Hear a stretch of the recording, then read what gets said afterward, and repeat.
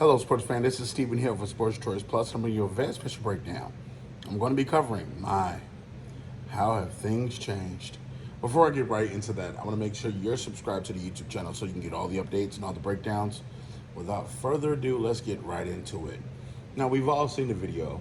We've all watched the video of James Harden in the middle of the what looks like a basketball court, speaking to people, speaking to reporters. There was a couple of kids there, a couple of adults there, and he was basically saying Daryl Morey, basically the president operations manager, essentially the general manager, if you will, for the Philadelphia 76ers is a liar. He put the emphasis on liar. You are a liar. He talked about basically his feelings when it comes to Daryl Morey. Now, there's been a report that's come out that Daryl Morey made promises to James Harden when the negotiations to the Los Angeles Clippers broke down. The Philadelphia 76ers came out and said, hey, we're no longer moving forward with trade demands. We're no longer looking at that. We expect James Harden to come in. We like our chances for a championship run. You got a new head coach in Nick Nurse. We're going to go in this direction. We're going to do this. We expect James Harden to be professional. That's basically essentially what the Philadelphia 76ers said. And out comes James Harden with a burst of raw emotions, and he was very adamant about how he felt about Morey. And you're looking at where the state of the Philadelphia 76ers are right now. When you look at the Sixers, you have, of course, Tobias Harris, you have Maxey, you have Embiid, you have a couple of different pieces. You also have multiple-time All-Star, NBA former MVP, James Harden on your team. So when you're looking overall at what this is, you have to ask yourself, are the Philadelphia 76ers really going to give in to James Harden's demands and get him away? Because right now, this is Ben Simmons 2.0, except it's a talker. Ben Simmons didn't talk. James Harden talks. That's the only difference between what this is. Remember, Philadelphia went through this same exact thing with Ben Simmons. It may not have been as vocal, but essentially, I'm not playing for the franchise anymore. Before he was shipped off to Brooklyn. So this is maybe the fourth, fifth, or sixth time James Harden has quit on a basketball team. We've seen him quit in Houston. We've seen him quit in Brooklyn. We've seen him quit in Philly. Like, he's quit so many different places, so many different times. And I'm not talking about just quitting from a standpoint of being traded.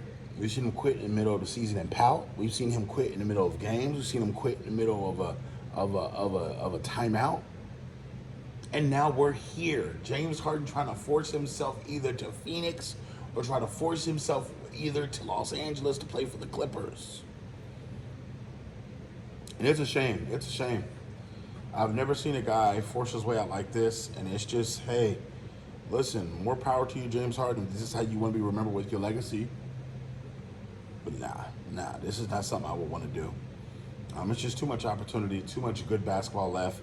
And if you want to come into camp out of shape, if you want to do all these things and not take care of your God-given ability, I don't know what to tell you. But if you're getting traded to the Clippers, I think this is the same kind of behavior that you can exhibit if you don't get your way in Los Angeles. Or if you don't get your way in Phoenix. What are you going to do if you get traded to Phoenix and Kevin Durant doesn't give you the ball? Or Devin Booker doesn't want to pass you the ball? Or you get shipped off to play with Kawhi and Paul George and they don't want to pass you the ball? Then what? Are you going to quit on them too? It's only so many times where it can be the team or the organization. It's only so many times you can say, hey, I don't have enough to win here. Or I don't have enough to win there. After a while, you have to start looking in the mirror and looking at yourself. Because with all that God-given talent, what did you do in the playoffs last year? You had a couple of spots where you popped in.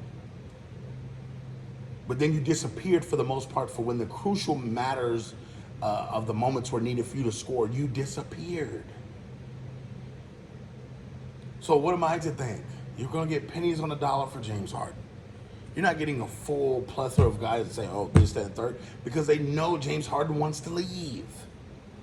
Why would I give you good young prospects? Why would I give you good draft picks or good draft capital if I know that player is going to cause destruction in that locker room and want to leave?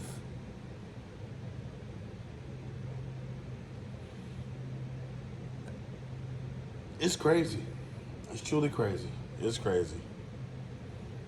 But I think the Philadelphia 76ers are in a tough pickle because Embiid is getting pissed off by the day.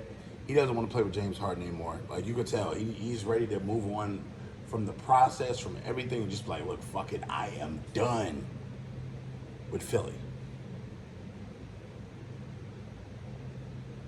So I think this is a grandstand move by James Harden because he knows he has the power essentially to play hardball with the team. I think that he can disrupt the chemistry to start the season for the team. So he knows exactly what he's doing now. So, but it's so much going on here. So I think in the end, they're probably going to have to trade Harden, and they're probably also going to have to trade Embiid, because I don't see Embiid having anything that he can work with on his team, even if they trade James Harden for picks or for players. I don't see them bringing back a guy the caliber of James Harden or close to it to replace him.